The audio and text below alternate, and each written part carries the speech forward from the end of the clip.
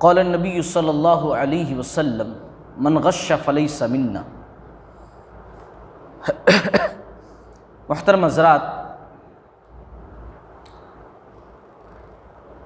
اسلام کے اندر کوئی بھی دھوکہ اور کسی بھی شخص کو دھوکہ دینا حرام ہے۔ ہاں، ایک جگہ ایسی ہے جہاں دھوکہ دینا حرام نہیں بلکہ بہت بہتر ہے، بہادری کا کام ہے، دماغ کا کام ہے، شاباشی کا کام ہے، اور وہ ہے جنگ۔ جنگ دھوکے کا ہی نام ہے۔ جنگ کے اندر جو صحیح ہے وہ نہیں بتایا جاتا ہے، اس لیے جنگ کے اندر دھوکہ دینا نہیں ہوتا ہے، وہ جنگ کے اصولوں میں سے، رولز میں سے ایک رولز ہے۔ باقی کسی بھی معاملے کے اندر دھوکہ دینا شرعاً ناجائز اور حرام۔ اللہ کے نبی صلی اللہ علیہ وسلم نے تجارتی معاملات کے اندر بھی سختی سے منع کیا ہے کہ دھوکہ بالکل نہیں ہونا چاہیے۔ صحیح مسلم کتاب الایمان کی حدیث ہے، مارکیٹ کے اندر آپ صلی اللہ علیہ وسلم داخل ہوتے ہیں، ایک شخص کے اناج میں ہاتھ ڈالتے ہیں، دیکھتے ہیں اوپر سوکھا ہے، نیچے کچا ہے، گیلا ہے۔ آپ صلی اللہ علیہ وسلم دکان والے سے کہتے ہیں، صاحب دکان یہ کیا ہے؟ کہنے لگا کہ یا رسول اللہ صلی اللہ علیہ وسلم بھیگ گیا تھا اس لیے ایسا ہے۔ تو آپ صلی اللہ علیہ وسلم نے کہا تو نے اپنا مال جو بھیگا ہوا اس کو اوپر کیوں نہیں رکھا؟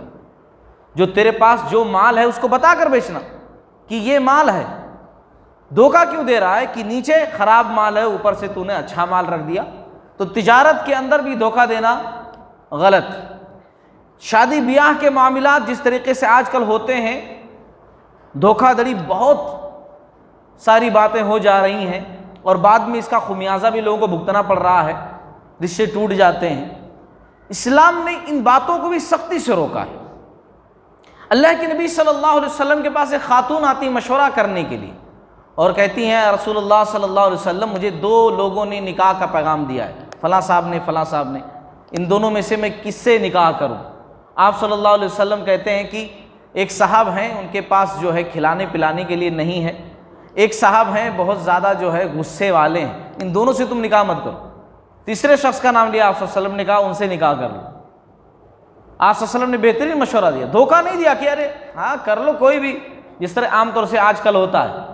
پڑوسی کے بارے میں تحقیق کرنے کے لیے آئے تو ہمارا پڑوسی ہے نا، ہم بڑھا چڑھا کر کے بیان کر دینا، ہمارے رشتہ دار کے بارے میں تحقیق کرنے کے لیے کوئی آئے تو ہم جھوٹ موٹ بول دینا، دوست کے بارے میں تحقیق کرنے آئے، دوست کی بیٹی کے بارے میں تحقیق کرنے کے لیے آئے تو ہم کچھ بھی بول دینا، بڑھا چڑھا کر کے، جو ہے بھی نہیں وہ بھی بول دینا۔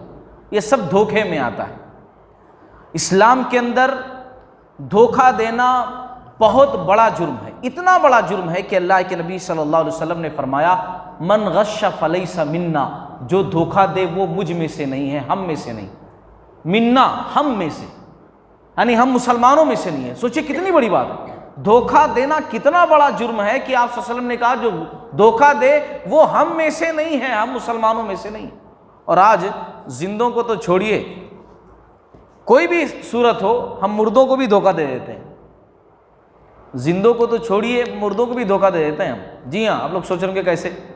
وہاں نماز جنازہ میں جا کر ٹھہر جاتے ہیں، خالی بس امام صاحب کے ساتھ اللہ اکبر کہتے رہتے ہیں بس، بیچ میں کوئی دعا نہیں رہتی ہے۔ سب سمجھتے ہیں ہم نماز جنازہ اتنے سارے لوگ پڑھ لیے، اتنے سارے لوگ دعا دے دیے، نہیں، کچھ بھی نہیں رہتا، بس خالی ان کے ساتھ ایکٹنگ کر رہے ہوتے ہیں، بس خالی کھڑے رہتے ہیں، شامل ہوتے ہیں، بس وہاں پر بھی نہیں چھوڑتے۔ تو ہمیں سمجھنا چاہیے کہ ہم کس طریقے سے زندگی کے اندر دھوکہ دھڑی میں ملوث ہیں۔ ہمیں چاہیے کہ نماز جنازہ کی دعائیں یاد کریں، اس کے طریقے یاد کریں۔ یہ تو ایک ایسی چیز ہے کہ بھئی ہر گھر میں کون سا ایسا گھر ہے جس کو ضرورت ہی نہ ہو؟ کوئی بتا سکتا کہ نہیں مجھے ضرورت ہی نہیں نماز جنازہ کی، میرے گھر میں اس چیز کی ضرورت ہی نہیں پڑے گی؟ ہو ہی نہیں سکتا ہے ہر شخص کے لیے۔ تو اسی لیے دھوکہ دینا ایک بہت بڑا جرم ہے، اور اسلام نے اس کو بالکل حرام قرار دیا ہے، دھوکہ دینا۔ اللہ تعالیٰ ہم تمام لوگوں کو کہنے سننے سے زیادہ عمل کرنے کی توفیق عطا فرمائے۔